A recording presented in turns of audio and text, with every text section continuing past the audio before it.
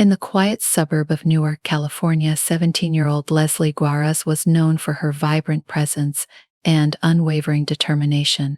Born in 1985 as Luis Juarez, Leslie's life took a transformative turn in her early teens. At 14, she confided in her mother, Rosa Juarez, revealing her truth. She identified as female.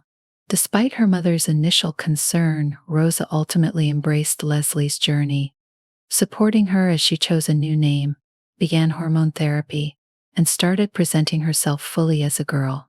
It was a journey that defied conventions, especially within the conservative atmosphere of Newark at the time, but it was one Leslie pursued with courage. Attending a regular public high school initially, Leslie encountered relentless bullying.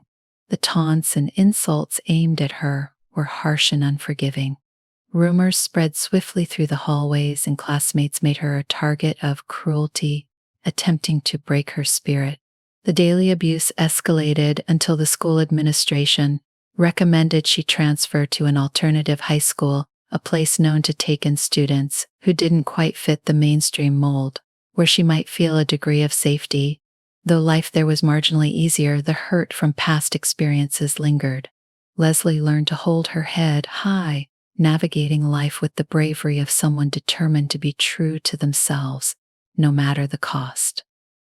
Her closest friends described her as a fighter, resilient, and unapologetically herself. Beneath her tough exterior, Leslie harbored the same dreams and insecurities as other teenagers. She longed for acceptance, friendship, and, someday, love. By the summer of 2002, Leslie was beginning to feel a glimmer of hope that her life might, in time, settle into a more stable existence. She met several young men that summer, including Mark Lawrence, Juan Moreno, and Jake Castro. Friendships developed, complicated by her need to protect her secret, her assigned sex at birth. Leslie knew her truth could provoke danger if revealed, but she craved the normalcy of relationships that didn't center on her past. She carefully avoided conversations that could lead to probing questions, always weighing each interaction with caution. Yet the tension of her double life hung heavily. She navigated her social circles with constant vigilance, sharing parts of herself yet withholding the truth she feared might alienate or endanger her. Newark wasn't known for its open-mindedness, and Leslie's life was an unspoken negotiation, her reality precariously balanced. Even as she enjoyed outings and parties, particularly with her growing group of friends, the knowledge of her vulnerability was a constant shadow. October 4th, 2002, started as an ordinary evening. Leslie was invited to a house party where her friends, including Mark Lawrence and Juan Moreno, would be gathering. It promised to be a break from her usual vigilance, a chance to be a typical teenager. However, unknown to her, one of the partygoers harbored suspicions. Nicole Hansen, a girlfriend of one of the young men in Leslie's circle, had been speculating about Leslie's past. Her comments began circulating quietly, sowing seeds of doubt among the men who considered Leslie a friend. Fueled by whispered suspicions, the tone of the evening was about to shift in a way that would leave Newark haunted for years to come. The house party on October 4th, held at a modest home on the outskirts of Newark, was typical for the group. The scene was filled with loud music, laughter, and the carefree chaos of teenage gatherings. Leslie was cautiously enjoying herself, keeping an eye on Mark, Juan, and Jake, her newfound friends, all while hoping to blend in. She was increasingly aware that Nicole Hansen, an outspoken girl with a tendency to push boundaries, had been casting suspicious glances her way. Leslie felt her gaze burn into her, but she ignored it, dismissing it as general nosiness. As the night progressed, Nicole's subtle whispers began to affect the mood. She quietly pulled aside her boyfriend, who in turn relayed her suspicions to Mark and Juan. The idea that Leslie was not who she appeared to be, a rumor veiled in implications and prejudice, spread quickly. Fueled by alcohol and a sense of betrayal that Nicole's words incited, the atmosphere among the young men grew tense.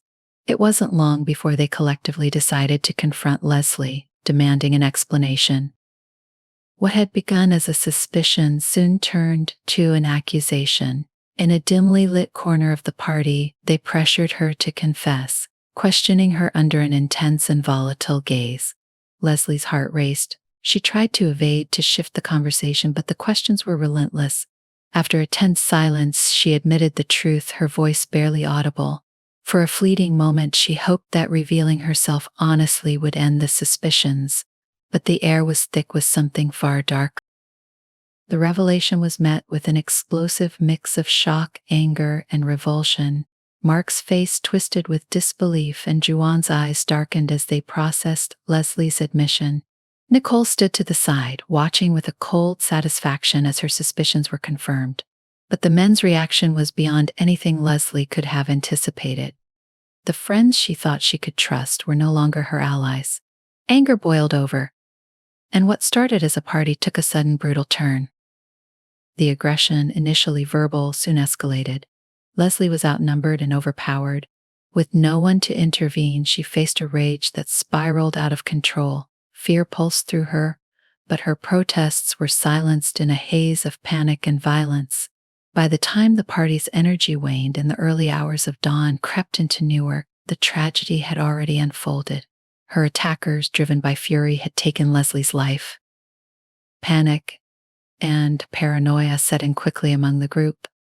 Jake, who had been more a bystander than participant, suggested hiding Leslie's body to avoid immediate suspicion. The men decided to drive her body to El Dorado Forest, a dense, isolated area several miles away, where they buried her in a shallow grave, hoping that the desolation of the woods would keep their dark secret concealed. They returned to Newark as dawn broke, each bearing the weight of their crime in silence, hoping the shadows would swallow the evidence of that horrific night. When Leslie Juarez didn't return home by the morning of October 5th, her mother, Rosa, immediately felt a deep sense of dread. Leslie wasn't one to vanish without a word. She always checked in, knowing her mother worried. As hours passed without any sign of her daughter, Rosa contacted the Newark Police Department, reporting Leslie as missing. Given Leslie's history of bullying and her vulnerability as a transgender teenager, Rosa feared the worst, suspecting that her daughter might have fallen victim to violence. The police initially treated Leslie's disappearance with a routine response, filing a missing persons report and promising to follow up.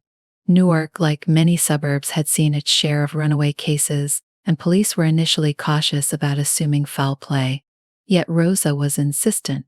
She knew Leslie's character and dismissed the idea that her daughter would disappear without a trace.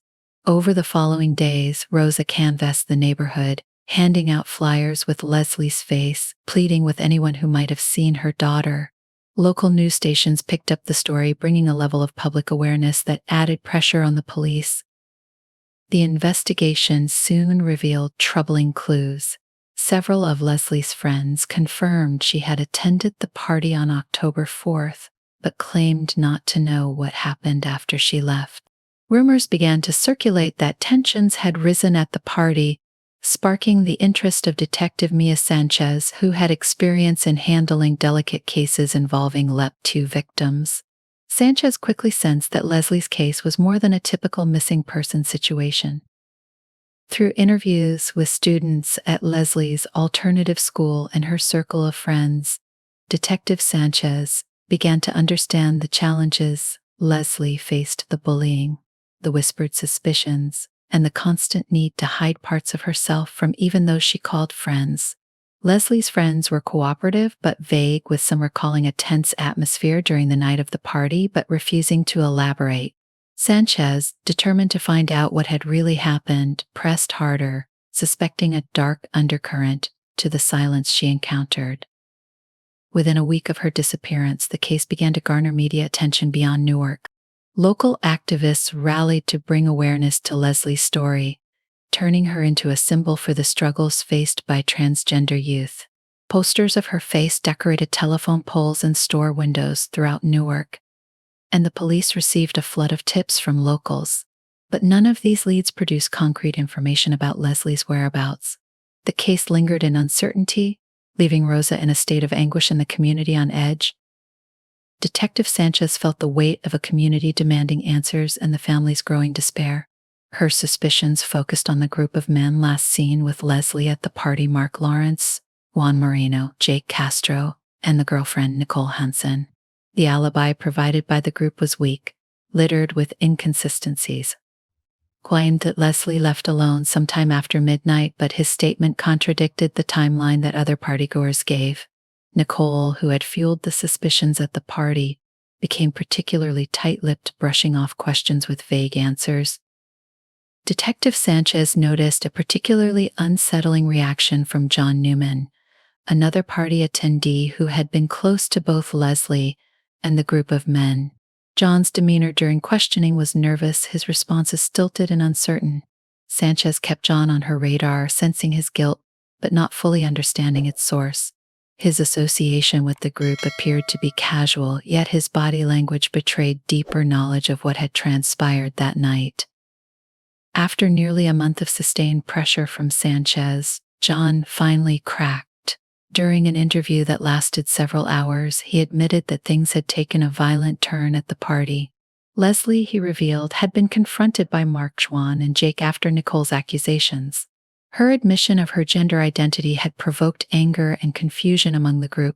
According to John, the confrontation escalated quickly, with tempers flaring beyond control. At some point, the confrontation became physical. What initially seemed like a moment of drunken aggression turned deadly. John recounted with a trembling voice that he'd watched in horror as the men turned on Leslie, attacking her with a fury that shocked even him. John's confession set the investigation into motion. Under intense questioning, he revealed the grim details of how, in a fit of panic, the group had decided to dispose of Leslie's body to cover up the crime. He described the drive to El Dorado Forest in the early hours of the morning, the silence in the car, as they processed the gravity of what they had done. Mark and Juan, according to John, had taken the lead in burying Leslie, while Jake stood nearby, shell-shocked and silent.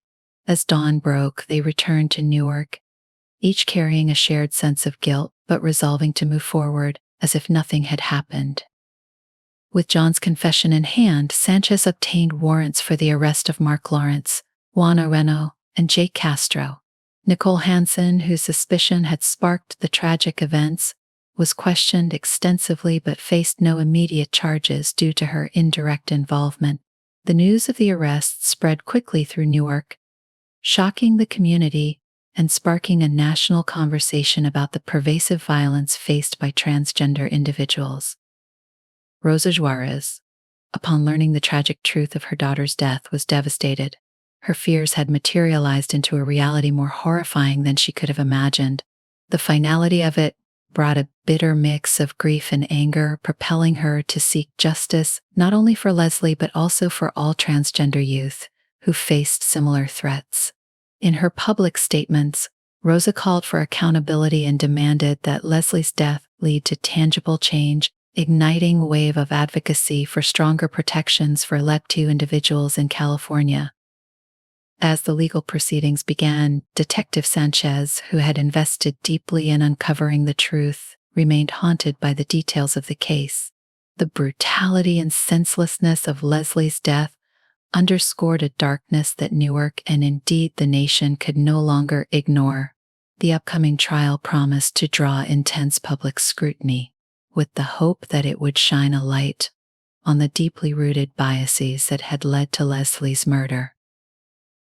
The trial of Mark Lawrence, Juan Moreno, Jake Castro, and John Newman began in the fall of 2003, a year after Leslie's death. The courtroom was packed each day with journalists, activists, and members of the LGBTQ community who had come to witness the proceedings. Leslie's story had ignited a nationwide discussion on the violence faced by transgender individuals and the systemic challenges they faced in seeking justice. Her mother, Rosa Juarez, was a constant presence in the front row, often holding a framed photo of Leslie, a quiet testament to the daughter she'd lost. The prosecution presented a case built on John Newman's confession, which had been instrumental in locating Leslie's remains in the El Dorado forest. Detectives had found a shallow grave marked only by the disturbed earth, where Leslie's body had been hastily buried. The evidence was damning. Forensic experts testified to the brutality of her injuries, describing in detail the blunt force trauma and multiple contusions that had led to her death. The prosecution argued that her murder had been motivated by transphobia, triggered by a sense of betrayal and anger once her attackers learned of her gender identity. Mark and Juan, the primary defendants, maintained a cold, detached demeanor throughout the trial, showing little remorse. Their defense attorney attempted to shift blame onto the influence of alcohol and the shock of discovering Leslie's gender identity, portraying the attack as a moment of temporary rage. This defense strategy, however, sparked outrage among the public. Advocates and members of the left community saw it as an attempt to rationalize an act of hatred and violence, only deepening the sense of injustice surrounding Leslie's death. Jake Castro, whose involvement had been less direct but still complicit, presented himself as a passive participant, claiming he had been too afraid to intervene. His testimony painted a vivid picture of the chaotic moments leading up to Leslie's death, describing the way anger had escalated into violence with horrifying speed. Jake expressed remorse, stating that he had been paralyzed by fear and peer pressure, which left him unable to stop what he knew was wrong. This testimony, though revealing, did little to ease the pain of those who had come seeking justice for Leslie. As the trial progressed, the prosecution zeroed in on the role of Nicole Hansen. Although not charged, her influence was undeniable. Witnesses testified to her persistent questioning about Leslie's gender, recounting how she had planted seeds of doubt that led directly to the confrontation. While the legal system could not hold her accountable, her role became a point of fierce debate, a symbol of the toxic curiosity and prejudice that often jeopardized the lives of transgender individuals. The Lebt community openly condemned her, calling her actions a hate-fueled spark that had ultimately led to murder. Public outrage reached a fever pitch, with protests held outside the courthouse and a surge of media coverage on hate crimes against transgender people. Leslie's case had become a landmark, amplifying conversations about legal protections for LGBTQ individuals and exposing the brutal consequences of prejudice. As the trial neared its conclusion, Rosa Juarez took the opportunity to speak to the press, calling for legislation to protect vulnerable transgender youth like her daughter and insisting that Leslie's death not be in vain. On December 17, 2003, the jury reached its verdict. John Newman, whose cooperation had been pivotal in uncovering the crime, was sentenced to 11 years for manslaughter due to his lesser involvement and willingness to testify against the others. The court acknowledged his remorse, though he would still serve time for his complicity in Leslie's death. Jake Castro, who had also demonstrated remorse and expressed regret for his inaction, received the same sentence, though he would remain haunted by his choice not to intervene that night. Mark Lawrence and Juan Moreno, however, faced a harsher sentence. Given the evidence of their direct participation in the violent assault on Leslie, the jury found them guilty of second-degree murder. They were sentenced to terms ranging from 15 years to life in prison, with the possibility of parole in the future. Both men showed little reaction as the sentences were read, though the tension in the courtroom was palpable. For Rosa Juarez and those who had followed the case, the sentences offered some sense of closure, but they also underscored the senselessness of Les's death and the prejudice that had fueled it. In the months following the trial, Leslie's story continued to resonate nationwide. Activists used her case to draw attention to the lack of protections for transgender individuals and the rising rate of hate crimes against LGBTQ. Lawmakers in California took note, and in 2006, Governor signed into law the Gwen Arroyo Justice for Victims Act, a measure aimed at preventing panic defenses cases where perpetrators claimed they acted out of shock or temporary insanity upon learning a victim's gender or sexual orientation. Although Leslie's name wasn't on the law, her death had directly influenced its creation, serving as a tragic reminder of the cost of hate. Rosa Juarez became an advocate, dedicating her life to raising awareness and fighting for the rights of lept youth. She spoke at rallies, shared her daughter's story with anyone who would listen, and pushed for broader changes in schools and communities to foster understanding and acceptance. For her, Leslie's death could not be allowed to fade into obscurity. It had to be a catalyst for change, for preventing other families from enduring the same heartbreak. Leslie's memory endured in Newark both as a cautionary tale and as a rallying cry. Local LGBTQ organizations honored her life annually, using her story to inspire and empower transgender youth to live authentically and safely. Newark, once a town reluctant to confront issues of diversity, had been irrevocably altered by Leslie's story, a reminder of the need for compassion and the dire consequences when prejudice goes unchecked. The impact of Leslie Juarez's story extended far beyond Newark. Her death had sparked a movement stirring the conscience of people across California and ultimately the nation. Media outlets covered the story extensively, casting a harsh spotlight on the risks faced by transgender youth, especially those in communities where acceptance was scarce. Leslie's story became part of broader conversations in schools, churches, and state legislatures. The tragic details were a harsh reminder of the vulnerability of LGBTQ individuals, but her memory also galvanized advocates to push for substantial change. California's new legislation, influenced by the Gwen Arroyo Justice for Victims Act, addressed the transphobic panic defense directly. Under the new law, defendants could no longer use shock over a victim's gender identity or sexual orientation as a justification for violent acts. This groundbreaking measure was a win for the LGBTQ community, seen as a step toward holding society accountable for how it treated its most vulnerable members. Rosa Juarez, now deeply embedded in the advocacy community, took the opportunity to travel across California, speaking at schools, public forums, and LGBTQ centers. Each speech she delivered was both painful and therapeutic, allowing her to channel her grief into a mission she hoped would protect others from the same fate as her daughter. In Newark, Leslie's story became a catalyst for an educational program within local high schools, encouraging students to discuss and understand gender diversity and inclusion. School counselors began receiving specialized training on LGBTQ issues, better equipping them to handle the unique challenges faced by transgender students.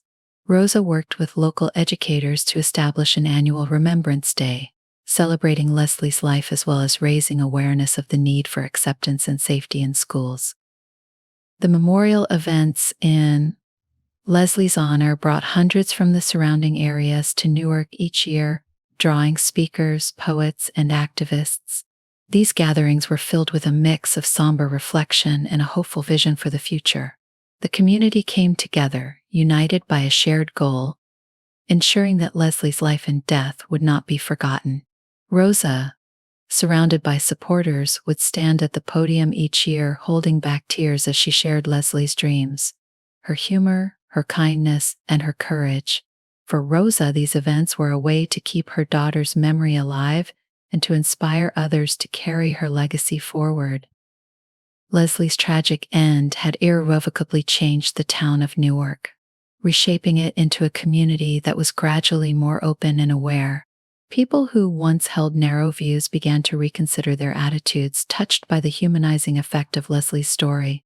The ripple effects of this tragedy touched individuals in unexpected ways, stirring difficult but necessary conversations about acceptance, prejudice, and the cost of silence. The community was gradually becoming one where people looked out for one another and where parents taught their children empathy instead of fear. Despite the progress, the trauma of Leslie's death remained fresh for some. In many ways, the town's evolution was driven by a collective sense of guilt, a recognition of the missed opportunities to stand up for Leslie when she was alive. Local organizations increased support for LEP2 youth, providing safe spaces where they could express themselves without fear of ridicule or rejection. LEP2 support groups, once practically unheard of in Newark, became active fixtures in the community, offering a lifeline to those who, like Leslie, might otherwise have felt isolated.